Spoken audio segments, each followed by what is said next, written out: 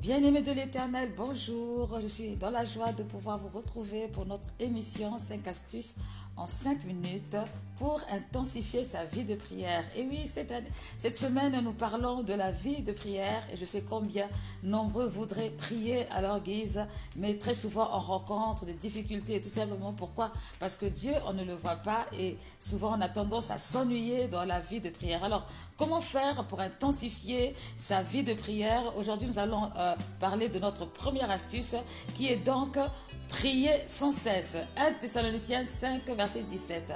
Je le disais dans notre introduction, l'appétit vient en mangeant. Ça veut dire que plus je vais prier, plus je vais intensifier ma vie de prière. Alors, comment faire pour prier sans cesse?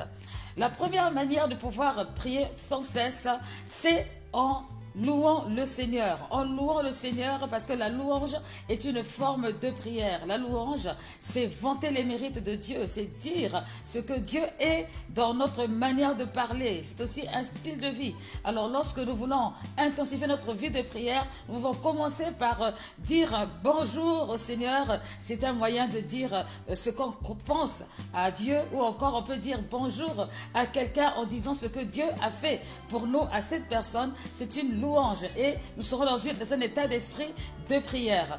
Deuxième chose à retenir, c'est que c'est en lisant la parole de Dieu, nous sommes aussi en train de prier. Pourquoi? Parce que la parole de Dieu, c'est le fait que Dieu soit en train de nous parler. Or, la définition même de la prière, c'est parler avec Dieu. Donc, si je parle avec Dieu, c'est qu'il y a un échange.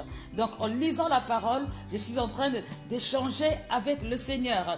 La troisième chose à savoir pour intensifier sa vie de prière en priant sans cesse, c'est prier en langue. Pour ceux qui sont nés de nouveau, qui sont baptisés du Saint-Esprit, la Bible déclare qu'au jour de la Pentecôte, les disciples se sont mis à prier dans différentes langues. Ils ont commencé à proclamer des choses qui ont emmené à la foi à se développer. Et cela a intensifié leur foi, cela a intensifié leur vie de prière.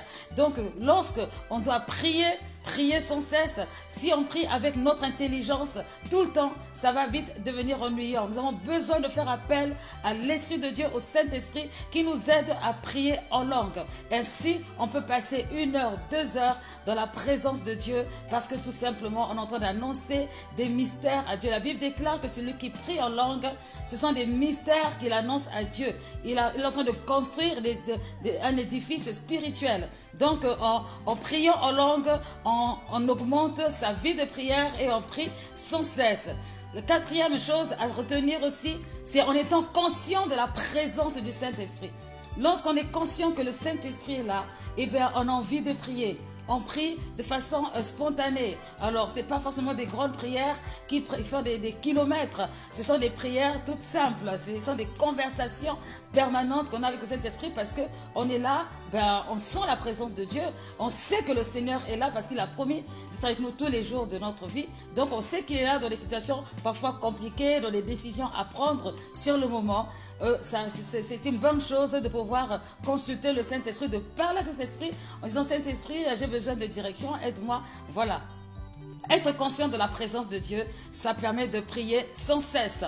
Et la cinquième chose à retenir, c'est de méditer la parole de Dieu. Alors, il y a une différence entre lire et méditer. Lire, c'est voir, connaître, c'est prendre l'information. Méditer, c'est repasser sans cesse dans son esprit la parole qui a été lue. Prenons par exemple ce passage qu'on a utilisé, Matthieu 26, verset 41, qui dit « Priez afin de ne pas tomber en tentation ». Je vais me mettre à réfléchir, qu'est-ce que ça veut dire? Alors, je garde mon esprit en prière. Je garde mon état d'esprit en prière et ça me permet de rester dans une position de prière. Alors, à partir d'aujourd'hui, ne pensez plus que prier sans cesse, c'est se mettre à genoux et puis lever les mains vers le ciel en attendant le Seigneur. Non, prier sans cesse, ça veut dire être tout le temps dans une atmosphère de prière par différentes méthodes dans les 5 moyens que je vous ai présentés.